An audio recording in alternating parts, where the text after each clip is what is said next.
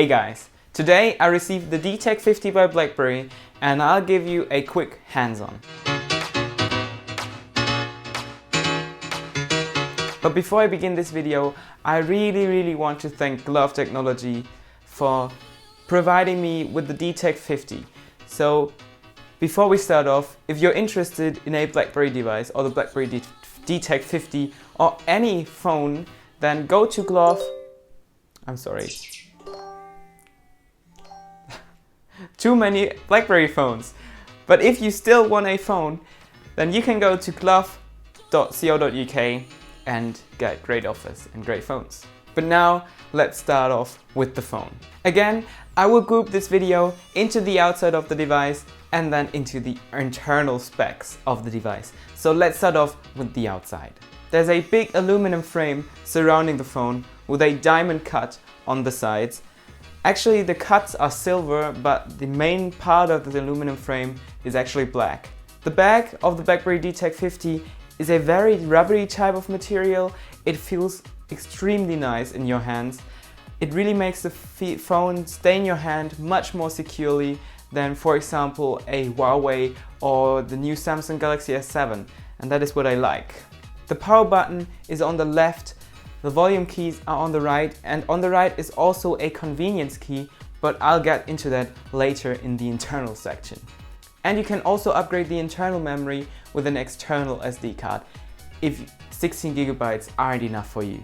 On the front you have a 5.2-inch Full HD display, which strangely enough has an anti-fingerprint coating on the front, which is very nice. It really makes the phone look much cleaner when you handle it all day. On the front you have a big notification LED, but sadly it's not in RGB color like all the other BlackBerries, so you won't get the iconic red LED on the front, but it only blinks in white.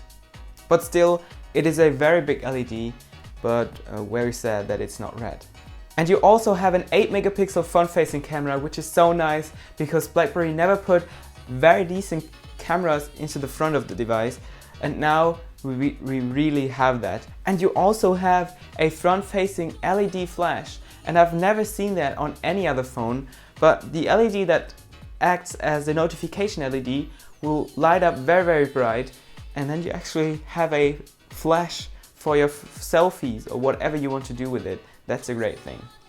On the back you have a 13-megapixel camera, which to my knowing doesn't have optical image stabilization, only stabilization that is software based. And it also has a dual LED flash on the back, which makes your pictures look much more natural when they are taken with a flash, and they don't have that cool flash look with phones that only have the single LED flash. And the outside has another great feature, and that is that the speakers are actually front and rear facing. How does that work?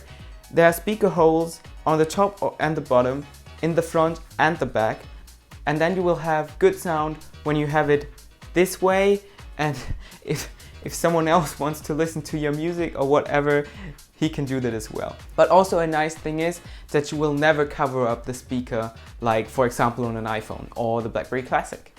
So let's move on with the internals of the device, and let's begin with the unlocking of the device. It sadly doesn't have a fingerprint sensor, but they say it's because to keep the costs down, but something like the Moto X by Motorola that costs about the same has a fingerprint sensor.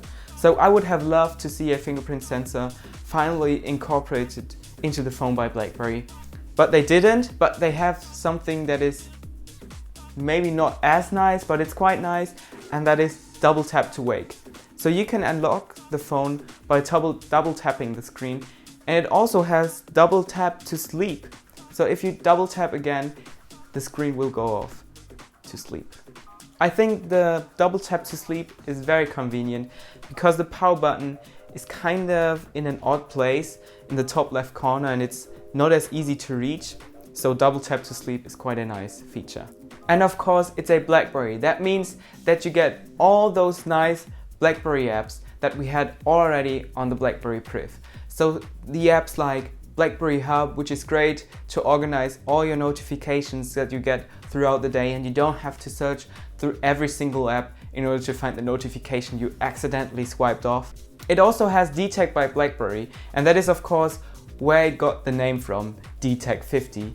And DTEK by BlackBerry does secure your phone. It monitors how secure your phone is. It gives you suggestions on how you can make your phone much more secure, and it also lets you change the app permissions so you see, or you can allow which app is, for example, using your microphone or your location or your camera. And you can also let DTEK by BlackBerry notify you if an app is accessing the camera, for example, without you knowing. And that is great if you're concerned about your security, and that is also great for businesses that are concerned with their security. It also has the features of the BlackBerry Priv, like the Productivity Edge, which is a small bar on the right side of the screen or the left side, wherever you place it. And if you swipe from it, it opens a small menu where you can quickly check your emails, your tasks that you still have to do, or your calendar entries. But I can't get into every single app specifically. BlackBerry has integrated a lot of their apps, but the video will get too long if I get into every single app. But the apps that they put on the DTEK50 are nice, and they're not just apps that make it, as they say, the most secure Android phone ever. They're actually chipsets, or their chipset is specifically designed to be extremely secure, and that is why all these apps work specifically with that chipset to make it the most secure Android phone out there, as they say, at least. It comes with Android 6.0.1 straight out of the box, and I really like that because when the Priv came out, it had Lollipop 5.1.1 installed, and that software, at least on the BlackBerry side, had many bugs. It made the phone get so hot, and it took some time till BlackBerry got established in the Android segment, and with Android Marshmallow 6.0.1 they are already very, very nice, and the system works so smoothly, it's so fluently on the Priv and the DTEK50 until now. I've only used it for 2 to 3 hours, but I noticed that, and that is what I really like. So let's get on to the convenience key that I talked about earlier.